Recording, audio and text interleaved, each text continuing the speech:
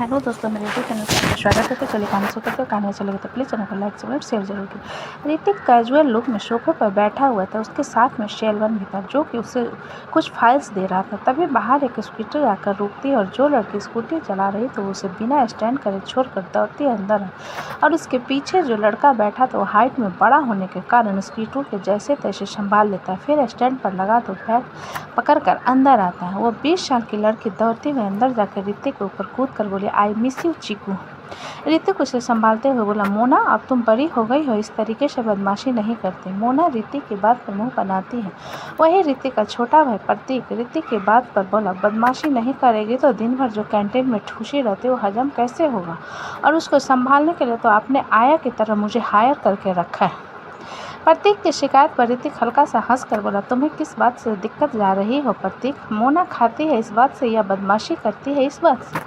प्रतीक अपना सिर हिलाते हुए बोला, अपने सिर पर चढ़ा कर रखा है इस पिद्दी को लड़की को। आपको पता है आज यूनिवर्सिटी का गार्बेज बॉक्स उसने उस स्कूटी से ठोक दिया और उल्टा सिक्योरिटी गार्ड पर चिल्ला रही थी कि उसने गार्बेज बॉक्स को रोड के बीच में रखा था। अब इनको कौन सिखाए कि मैडम स्कूटी चलाने के लिए होती है, उड़ाने के लिए नहीं। ऋतिक मोना की तरफ देखता है तो मोना मासूम सा चेहरा बनाकर कहती है, पीकू झूठ बोल रहा है, मैंने ऐसा कुछ नहीं किया और मुझे तो स्कूटी चलानी भी नहीं आती। ऋतिक मोना के साथ झूठ पर मुस्कुराते हुए उसके सिर को थपथपा कर प्रतीक से बोला, मैंने वेबसाइट पढ़ी आज पर तुम दोनों का कोई प्रोजेक्ट था, कैसा गया? प्रत्येक तिरछी मुस्कान के साथ मोना को देखने लगता है तो मोना जल्दी से सोफे से उठते हुए ऋतिक से कहते हैं, मुझे भूख लगी है, मैं फ्रेश होकर आता हूँ। प्रत्येक जल्दी से मोना को कसकर पकड़ते हुए ऋतिक से बोला, भाग रही है, आज प्रोफेसर को धमकी देकर आई है। ऋतिक मोना को घूर कर बोले, धमकी? तुमने प्रोफेसर को धमकी दी, क्यों? मोना अपना पैर उठाकर प्रतीक के पैर पर जोर से मारती है तो प्रतीक उसे छोड़ देते अपने पैर को चलाते हुए मोना को घूरने लगता है। मोना जल्दी से ऋतिक के सामने आकर अपने कान पकड़ते हुए, आई एम सॉरी, मैं तो तुम्हारी प्यार से फियोंसी हूँ और ना प्रोफेसर जानबूझकर ऐसे क्वेश्चन दे रहा था जिसे मैंने नहीं पढ़ा था, इसलिए मैंने बस उसे कहा कि अगर उसने क्वेश्चन नहीं दिया जिसे मैंने पढ़ा है तो मैं उनकी बीवी को बता दूंगी उनका अफेयर डिसूजा मैम के साथ चल रहा है। ऋतिक मोना की पूरी बात सुनने के बाद अपना सिर हिलाते हुए, हाँ मैं तुम्हारी सारी बात समझ गया, लेकिन हर किसी से झगड़ा मत किया कर। अचानक ऋतिक फिर से प्रेजेंट में आता है और उसका फ़ोन बज रहा था। ऋतिक अपने फ़ोन की तरफ देखता है जिसमें शेलवन का नाम फ्लैश हो रहा था। ऋतिक सेल्वन के फ़ोन को अटेंड करते हुए बोला, तुमने छोड़ दिया उसे? दूसरी तरफ से सेल्वन दर्द से कराते हुए वो बॉस। ऋतिक की आंखें डार्क हो जाती है और सर्द आवाज़ में कहता है, शेलवन क्या हुआ है, तुम ठीक हो ना? लेकिन कॉल डिस्कनेक्ट हो जाती है। ऋतिक जल्दी से अपनी गन लेकर बेडरूम से बाहर आते हुए बोला, रविन सेल्वन का जीपीएस फॉलो करो, उसकी जान खतरे में है। ऋतिक की बात पर सभी उसके बॉडीगार्ड एक्टिव हो जाते हैं। वहाँ से सीधा उनकी सारी गाड़ियाँ लोकेशन के लिए निकल जाती है। कुछ देर बाद ऋतिक की कार आकर हाईवे में समुद्र के पास गुजर रहे टर्न ओवर पर रुकती है जहां पर शेलवन की गाड़ी का एक्सीडेंट हुआ था। ऋतिक जल्दी से गाड़ी से उतरकर भागते उस गाड़ी में जाता है तो देखता है ड्राइवर के माथे पर गोली लगी थी और शेलवन के सीने पर गोली लगी थी और बेहोश हो गया था। ऋतिक अपनी मुट्ठी मजबूती से बंद करते हुए, किसने किया है? फिर वो इधर उधर देखता है लेकिन प्रकृति वहाँ से गायब थी। जिसे देख ऋतिक रविन से बोला, पता लगाओ कहाँ है वो? जिसे सुनकर रविन अपना सिर हिलाता है। बॉडीगार्ड सेल्वन को लेकर हॉस्पिटल के लिए निकल जाता है क्योंकि उसके हार्टबीट बहुत धीरे चल रही थी। ऋतिक कहीं वहीं पर इधर उधर नजरें घुमाते हुए देखने लगता है उसके दिमाग में क्या चल रहा था। ये सब बस वही जान सकता था। दोपहर का बस अवस्थी हाउस में मृत्युंजय महक को छोड़ने के लिए अवस्थी हाउस आया हुआ था। महक मुंह बनाते हुए जाकर डोरबेल बजाती है तो दीपांजलि आकर दरवाज़ा खोलती। किसी अनजान को अपने घर का दरवाज़ा खोलता हुआ देख महक कंफ्यूज होकर, आप कौन हो? नीरू महक की आवाज़ सुन किचन से बाहर आते हुए, ये दीप की बेटी है दीपांजलि। दीपांजलि महक को अपनी बड़ी बड़ी आंखों से देखते हुए बोली, आपकी शादी हो गई? महक अचानक दीपांजलि के सवाल पर हल्का सा मुस्कुराते हुए बोले, हाँ मेरी शादी हो चुकी है, आप मेरी छोटी बहन हो। अपना सिर हिलाकर बोली, छोटी बहन? नीरू देखते हुए, मृत्युंजय बेटा नहीं है आया हुआ? माँ मृत्युंजय ने अंदर आते हुए महक एक नज़र मृत्युंजय को घूरने के बाद दीपांजलि का हाथ को पकड़ सोफे की तरफ जाते हुए, जब से इस घर की दूसरा बेटा मिला है इस घर की बेटी की तो कोई इज्जत ही नहीं है। मैं यहाँ आती हूँ तो मुझे पहले मेरे पति के बारे में पूछा जाता। महक की शिकायत सुनकर मृत्युंजय नीरू से बोला, आपको इसकी बात को ज़्यादा सीरियस लेने की ज़रूरत नहीं है। जब से प्रेग्नेंट हुई इसका मूड स्विंग और मैं पागल हो गया। नीरू मृत्युंजय की बात पर हल्का सा मुस्कुरा कर बोली, जब मैं प्रेग्नेंट थी तब भी मैं ऐसा ही करती दीप। इसके पापा बहुत मुश्किल से मुझे संभालते थे। महक नीरू की बात पर मुंह बनाते हुए मृत्युंजय से बोली, मुझे मैंगो फ्लेवर वाली आइसक्रीम चाहिए। आई डोंट नो आप कहाँ से लेकर आओगे, लेकिन मुझे चाहिए। तभी दरवाजे से आवाज़ आती है, क्या मैं गलत वक्त पर आ गया? जब सब लोग उस तरफ देखते हैं तो दीप अपने हाथ में एक बैग पड़ा खड़ा हुआ था।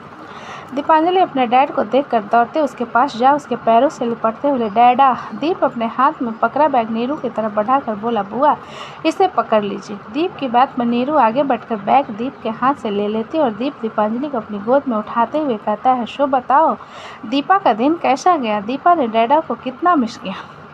दीपांजलि अपना हाथ फैलाते हुए बोली, दीपा ने आपको इतना मिस किया, दीपा को आपकी याद आ रही थी। ये कहते हुए दीपांजलि दीप को कसकर गले लगा लेती है।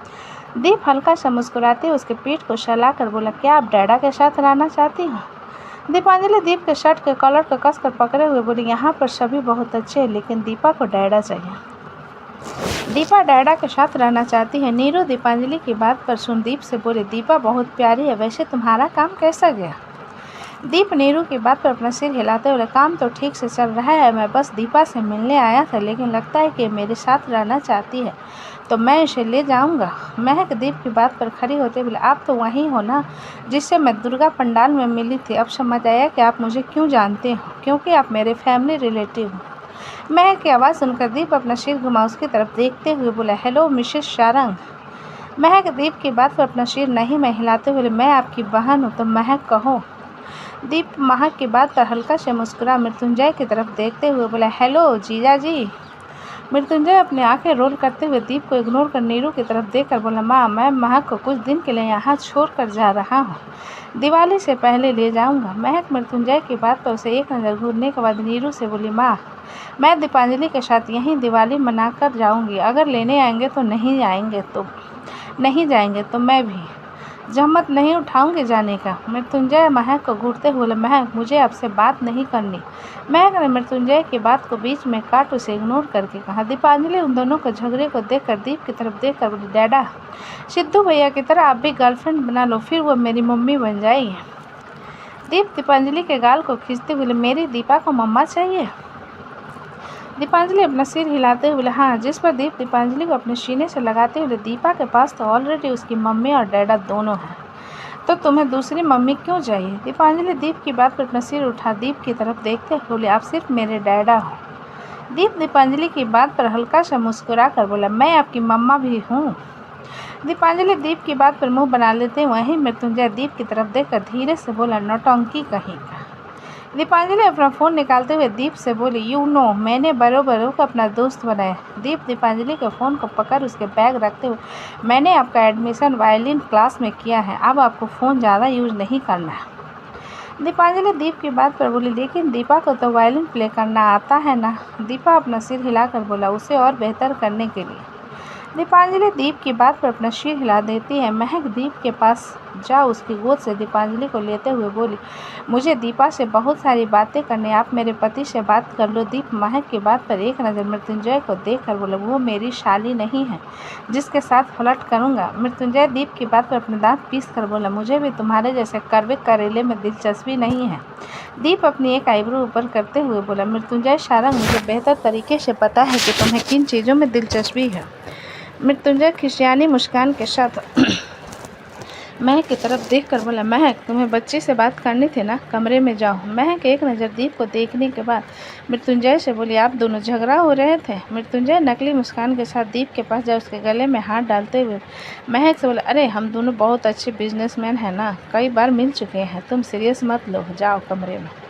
महक अपना सिर हिलाते हुए बोली, झगड़ा बिल्कुल मत करना वरना कान खींचकर मारूंगी। मृत्युंजय अपना सिर हिला देता है, जिस पर महक दीपांजलि को लेकर अपने कमरे की तरफ चली जाती है। महक के जाने के बाद मृत्युंजय नीरू की तरफ देखकर बोले, आपके हाथ में जो थैला है उसमें कुछ सामान होंगे, उसे खाली कर दीजिए माँ, वरना खराब हो जाएगा। नीरू मृत्युंजय की बात पर अपना सिर हिलाते हुए किचन की तरफ चली जाती है। अब वहाँ पर दीप और मृत्युंजय बस रह गए, जिस पर मृत्युंजय दीप को धक्का देते हुए कहता है, शक्ल देखिए अपनी आईने में। दीप अपने कंधे को झाड़ते हुए बोला, शक्ल की तो बात ही मत करो, तुमसे लाख गुना ज़्यादा हैंडसम हूँ मैं, और रीजन एक बच्चे का बाप भी।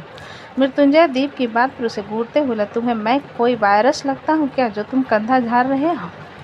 दीप अपनी एक आईब्रो ऊपर करके बोला, तुम्हें कोई शक है क्या? तुम मेरे लिए वायरस से कम नहीं हो। मृत्युंजय दीप के सामने आकर उसे पूरी तरीके से घूरते हुए बोले, मेरी बीवी से दूर रहना, बहन है मेरी। दीप ने सीधा से जवाब दिया, जिस पर मृत्युंजय अपना सिर हिलाकर बोला, फिर भी तुम मेरी बीवी से दूर रहना। दीप गहरी सांस भरकर बोला, मुझे तुम्हारे साथ लड़ने में कोई दिलचस्पी नहीं है, लेकिन मुझे तुमसे लड़ने में बहुत ज़्यादा दिलचस्पी है। मृत्युंजय ने सीधा सा जवाब दिया। ये सुन दीप कुछ पल शांत रहकर बोला, तुम्हें पता था कि मेरा अवस्थी फैमिली से रिश्ता है। मृत्युंजय उस टॉपिक पर बदलता हुआ देख अपना सिर हिलाकर बोला, कुछ दिन पहले ही पता चला, बहुत चीर हो रही थी। जिस पर दीप मृत्युंजय की तरफ देखते हुए बोला, ऋतिक खन्ना कहाँ है?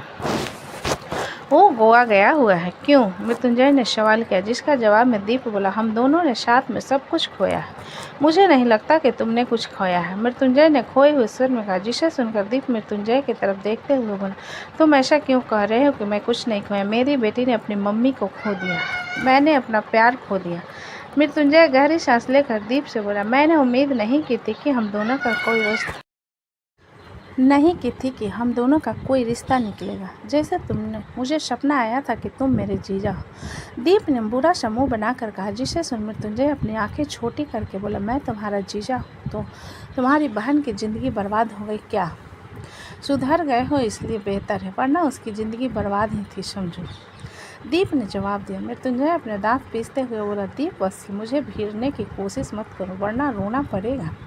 दीप घूरकर मृत्युंजय की तरफ देखने के बाद जाकर सोफे पर बैठ जाता है और मृत्युंजय उसके सामने वाले सोफे पर बैठकर उसे घूरने लगता है। इधर शाम का वक्त इंदिरा गांधी यूनिवर्सिटी में विप्लव की कार आकर सीधा पार्किंग में रुकती है और जैसे ही गाड़ी से बाहर आता है, एक थप्पड़ उसके सिर पर लगता है, जिस कारण विप्लव दर्द से तिलमिला उठता है। विप्लव गुस्से में पलटते हुए बोला, कौन है? मैं हूँ, रिया ने उसके सामने आते हुए कहा। विप्लव रिया के बालों को कसकर पकड़ते हुए, मोटी कहेंगे, क्यों मार रही है मुझे? रिया भी विप्लव के बाल को पकड़ते हुए, तुझे 2 हफ्ते के लिए यूनिवर्सिटी से रेस्टिकेट किया गया, यूनिवर्सिटी समझो पराया हो गया तेरे लिए। दोनों एक दूसरे के बाल को खींचने लगते हैं। तभी वहाँ पर बॉबी आ जाती है। विप्लव बॉबी को देखकर रिया से अपने बाल को छुड़ाते हुए बोला, ये रिया, बाल छोड़ना प्लीज़, देखना मेरी वाली देख रही है, छोड़ना। रिया और कसकर विप्लव के बाल को पकड़ते, मेरा वाला भी तो इसी यूनिवर्सिटी में प्रोफेसर है, मेरी क्या कोई इज्जत नहीं है? तेरी बस इज्जत है। जिस पर विप्लव मासूम से चेहरा बनाकर बोले, यार तुम दोनों को तो शादी होने वाली है, मेरा तो अभी तक टाका भी नहीं भिड़ा, जो छोड़ो ना प्लीज़। जिस पर रिया विप्लव को छोड़कर बोली, चल तू भी क्या याद रखेगा? विप्लव रिया की बात पर फिर से उसके गाल पर पुच्ची करते हुए बोला, तू बहुत प्यारी है। इतना कहकर विप्लव जल्दी से अपने बालों को सेट कर अपने कदम बॉबी की तरफ बढ़ाने के लिए आगे बढ़ता है कि उसके सामने एक बुगाटी आकर रुकती है। बॉबी उस कार को देखकर बिल्कुल शांत हो जाती। उस कार से एक 25 साल का लड़का बाहर आकर बॉबी को हाथ को पकड़कर, मतलब बिल्कुल सही टाइम पर आया हूँ मैं, चलो। बॉबी जल्दी से अपना सिर हिला देती है और गाड़ी में बैठने लगती है, जिस पर विप्लव जल्दी से बॉबी के सामने आकर कहता है, भाभ्या तुम कहाँ जा रही हो? बॉबी विप्लव को इग्नोर कर उस लड़के की तरफ देखकर बोला, चलिए। वो लड़का बॉबी के हाथ को पकड़ कर बोला, रुको। बॉबी उस लड़के के हाथ को जल्दी से पकड़ते हुए बोली, हम चलते हैं ना यहाँ से, इनसे क्यों बात कर रहे हो? विप्लव बॉबी के चेहरे पर ये घबराहट को देखकर उसके हाथ को पकड़ कर बोला, क्या हो गया, तुम घबरा क्यों रही हो? बॉबी विप्लव के हाथ को झटकते हुए बोली, तुम छू क्यों रहे हो मुझे? विप्लव अपनी आंखें छोटी करके बोला, एक रपट्टा कान पर लगाऊंगा ना, सारे उर्जे पुर्जे कस जाएंगे तुम्हारे। विप्लव की बात सुनकर बॉबी के हाथ को पकड़कर खड़ा लड़का विप्लव से बोला, कौन हो तुम जो बॉबी को धमकी दे रहा है? बॉबी हैरानी से लड़के की तरफ देखने लगती है। वहीं विप्लव उस लड़के की बात पर बोला, भाभ्या मेरी गर्लफ्रेंड, और ये बात पूरी यूनिवर्सिटी जानती है। विप्लव की बात पर लड़का तिरछी मुस्कान के साथ बोला, गर्लफ्रेंड? फिर बॉबी की तरफ देखते हुए, तुम इसकी गर्लफ्रेंड हो बॉबी? बॉबी घबराहट में अपना सिर नहीं में हिलाकर बोली, नहीं, मैं उसकी गर्लफ्रेंड नहीं हूँ, ये बिना मतलब का मुझ पर इल्ज़ाम लगा रहा है। ये सुन विप्लव उस लड़के से बॉबी का हाथ को छुड़ा खुद बॉबी के चेहरे को पकड़ कर बोला, क्या हुआ है तुम्हें?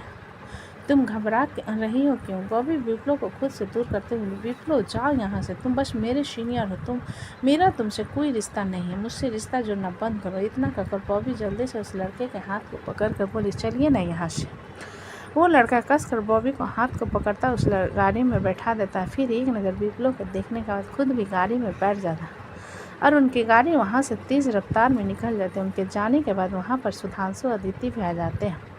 विप्लव अपने झटका हाथ को अभी भी घूरे जा रहा था, जिसे देखते हुए रिया आकर विप्लव के कंधे पर हाथ रखते हुए बोली, उसने तुझे रिजेक्ट कर दिया है, तो बार बार क्यों उसके पीछे जा रहा है? और मुझे लगता है कि वो लड़का ज़रूर उसका कोई रिश्तेदार होगा जिसके साथ उसकी शादी।